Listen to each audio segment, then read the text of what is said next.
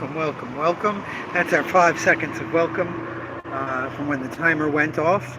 I don't think anyone's going to see this live. Generally, when I come in to do a really quick Friday week in review,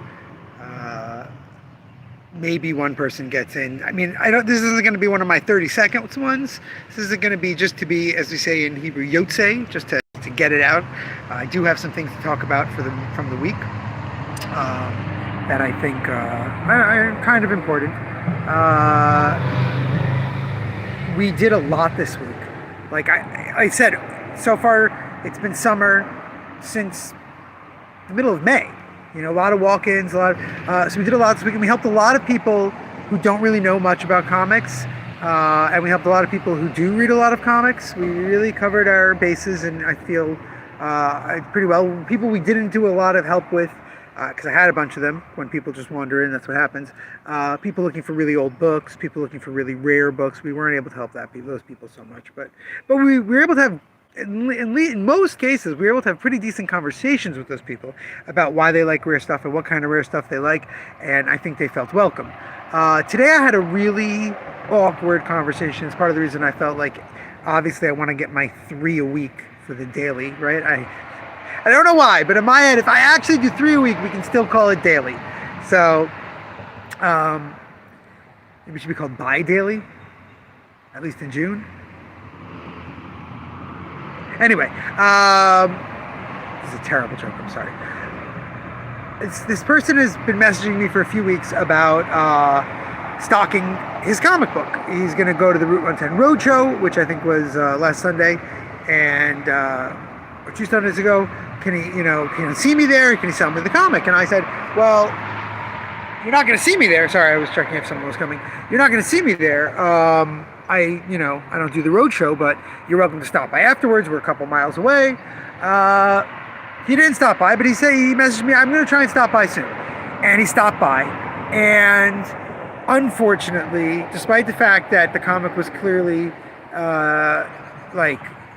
heavily his personal take on superheroes. Like, it was clear talking to the guy for a few minutes and looking at the book it was made by him. All the art, except for the cover, was AI generated. And that became a really delicate conversation because this person who had brought in this AI comic clearly didn't know any better. Like, they really didn't understand. They came from a different entertainment field, I found out, had worked in music, and was talking to a music producer and saying they had these ideas for a superhero, and the producer going, we should make some comic books.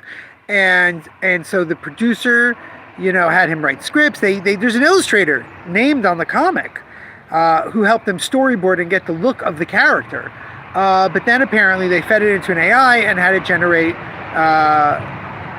images. And so this became a really interesting conversation because I didn't, this isn't somebody who said, hey, I went to an AI and say, hey, make a superhero that's never been done before. It wrote me a script and then I put it into AI to make art. He really, I talked to him for a while. He spent a lot of time on the story, on the plot, on the character, on the motivation. And that was part of my argument. I said, look, the AI, right, it just makes the image, right? I said, you have to pick the image and then lay it out on the page. Put one panel here and then make it a small panel here.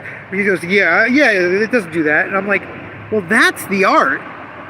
I said, have you read Understanding Comic Books?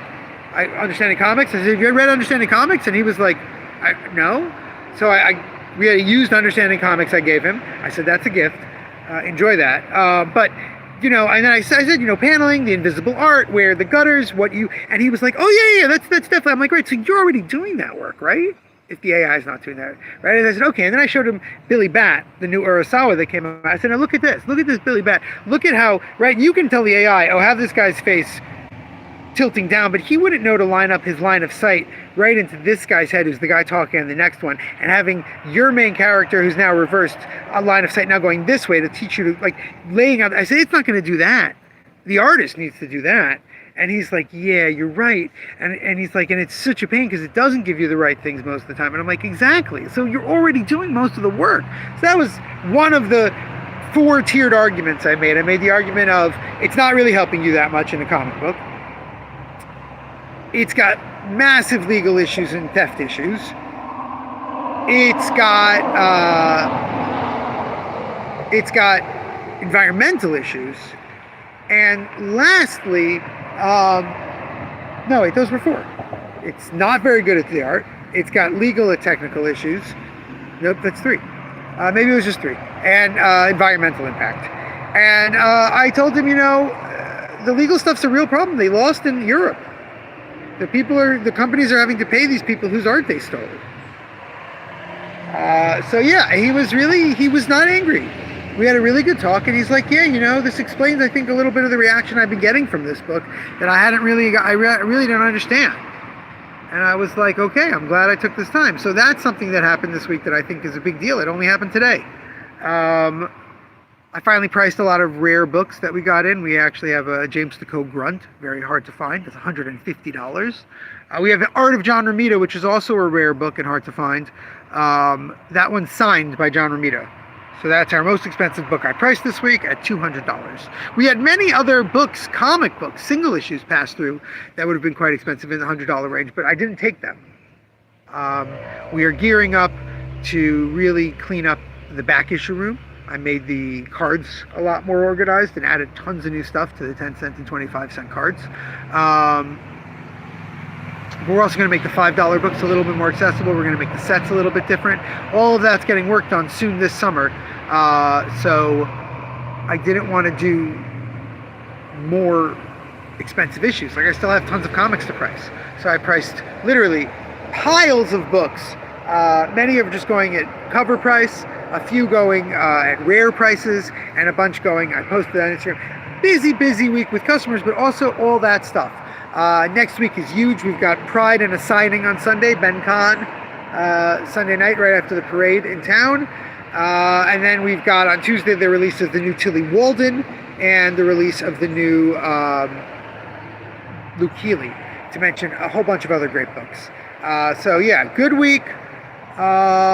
June so far is above last June, which is good because the bills are actually quite a bit higher than last June. So that's good. We've had to restock specific books, Absolute Batman, Jujutsu Kaisen, Witch Hat Atelier, a lot more in March than we did last year. Last year in March we were able to really keep our reorders down. This year we kept most of our reorders down. Most things we didn't get a lot of. But those, the Absolute Batmans, the DC Compacts, a lot of those bills are coming due, and that's a lot of restock. And Witch Hat. A lot of Witch Hat. All right. I'm going to head off for the Sabbath. Sunday we will have the parade and Ben signing, so I don't know if I'll do a recap afterwards.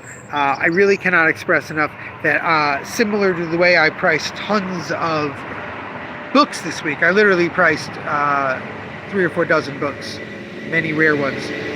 Once I start pricing single issues, it's going to be like it's huge swaths of single issues just going into the dollar books in the back. Humongous single issues getting put in at $3 or $4, and you gotta have to come in to get them because I won't always post about them on social media. So keep that in mind.